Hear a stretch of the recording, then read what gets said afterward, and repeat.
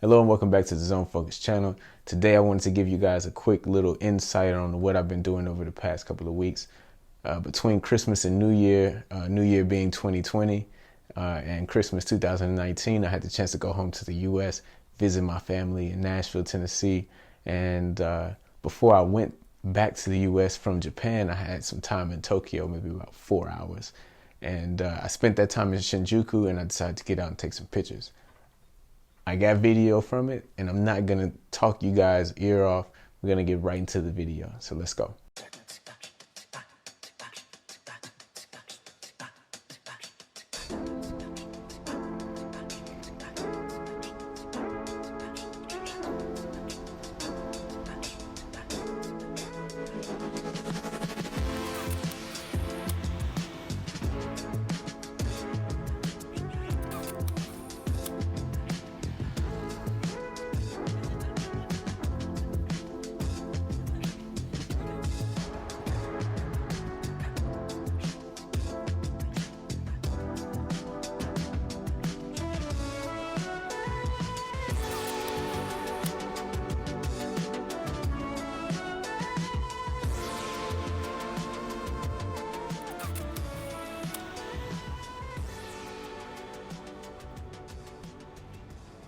When I was in the Shinjuku area, I ended up visiting a couple of the camera stores around the area. And I guess if you kind of been looking around the internet, especially if you looked into Japan and film photography or anything like that, then these stores might have come up around on your searches.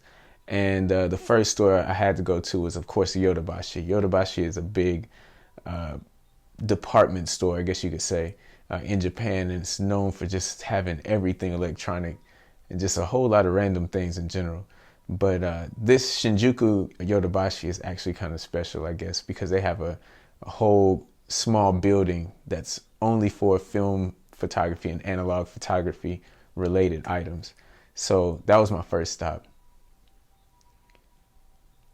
My second stop was at a place called Map Camera. And Map Camera is also, it's a specific camera store, but they're also known for their the amount of analog camera equipment that they also have. This is a secondhand store, and they have multiple locations all over the country.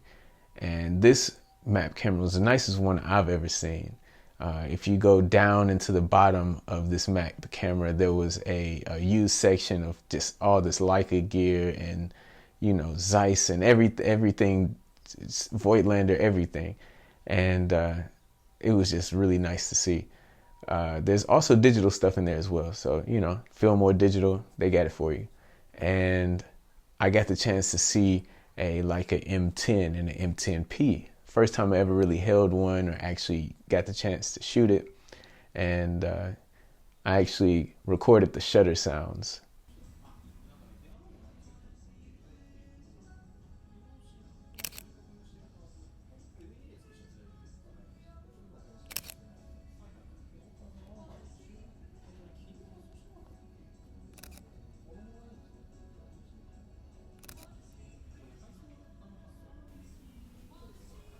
So as you can see, the Leica the Leica 10 M10P shutter sound is a lot more quiet than the Leica M10 shutter sound. The third camera store that I went to was actually a store called Camera Box. And now this place was kind of like the picker's ideal camera place for secondhand cameras. This is almost like a picker's heaven. I mean, this place is just jam-packed full of cameras. There's cameras outside of the store. There's cameras inside of the store. They're in boxes everywhere. They're filled in all of the cases. From floor to ceiling, it's just cameras and cameras everywhere. The people who own the store, I feel like they don't really even know what they have in stock. It's just kind of in there. And I think that's the cool thing about the store is you can kind of go in there and just dig around for things. And quality-wise, it doesn't seem like they hold their cameras to the same type of quality standard as other secondhand Japanese stores, because secondhand Japanese stores tend to shoot really high for their quality for secondhand stuff.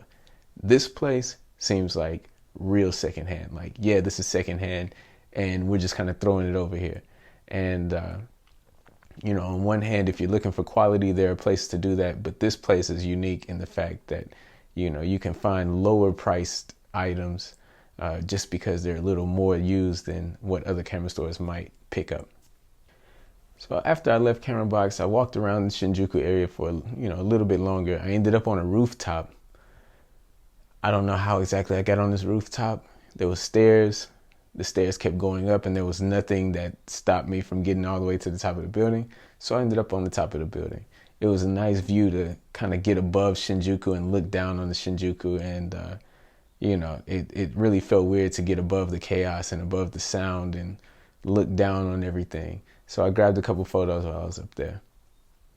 After all of that, I ended up getting on the train and headed to the airport to catch my flights. I didn't want to be late, especially international flight. You got to get those bags checked in or they will leave your ass.